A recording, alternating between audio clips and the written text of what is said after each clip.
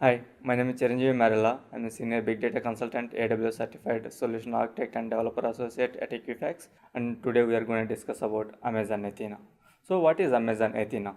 Amazon Athena is an interactive query service which was provided by Amazon Web Services in reInvent 2016. Amazon Athena supports ANSI SQL. Here you can perform the selects, reads, joins, all the complex joins, and it supports all different types of data types. It's very easy.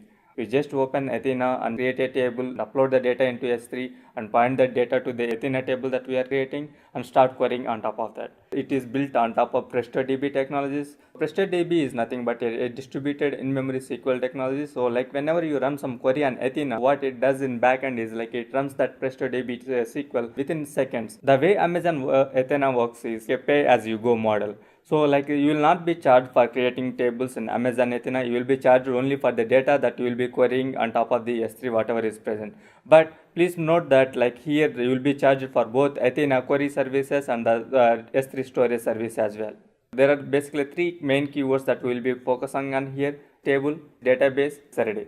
So table is nothing but metadata which describes how the data that is present in S3. Similar to our traditional database systems, tables are like views. Even though you drop the table, you will not have any impact to the underlying existing S3 data. Only the metadata will be deleted from the system, and at the same time, if you are using this S3 location and someone else also is planning to do some kind of analytics on top of this, they can create the table and they can also point to the same S3 location and they can make use of the same data like for multiple users. And next, what are the databases? Like a databases is nothing but a logical grouping of the data tables. And the next one coming to the Saturday. Saturday is a library which tells the Athena how to interpret the data that is stored in S3, because S3 will support different kind of formats like Apache Avro format, Apache Arca format, CSV, TSV, GG, all these things will be there. But Athena should know like how to interpret the data when we are querying the data. As you know, Amazon Athena is a pay-as-you-go model. So be sure to partition the data or compress the data when you are doing any kind of S3 uploads.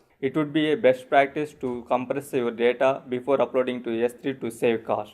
And also it would be better to partition the data to improve the performance. If you take an example, logs data, right, the data will be stored every day. So if instead of putting everything in a single folder like appending to the existing file, what you can do is you can just create a new file every day, so that like you create a table. When you are creating a table, you create a partition on daily. So when you are querying the data on S3, you just go and select only the partition that you are looking, like today's partition you want. So you will not be charged for the entire table.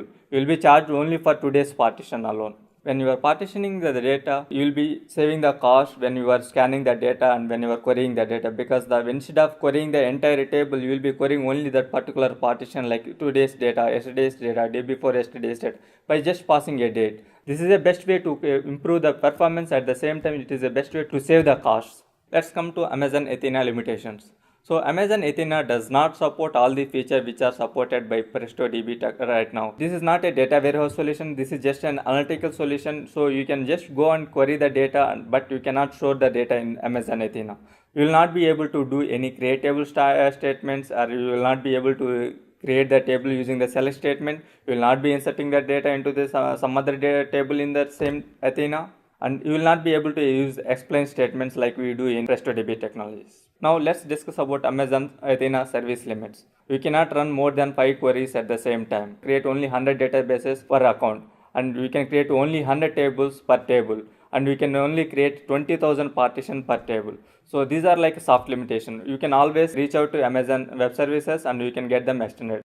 Okay, let's talk about Amazon Athena use cases. In the previous world, like how we do the analysis is like if you want to do some kind of analytics on the data, you have to create a EMR cluster and then you have to do all the ETL transformation, and again you put that data into Redshift and do the analysis on top of that. Right now with Amazon Athena, you don't need to do any kind of ETL transformations, any kind of complex ETL. If you have the sample data that is present already there, you just go create a table and just query on top of that. And another use case is, let's say like you have a source logging system, like if you have the loggings and you have the monitorings, everything, all these logs are being stored in S3. You want to see if there are any issues with the logs, and if you want to analyze on top of the logs, you just go and create the table according to your need and then just query based on your keywords. The next use case is Amazon Redshift Spectrum, the data warehouse and analytics solution which was released in one of the AWS summits in 2017.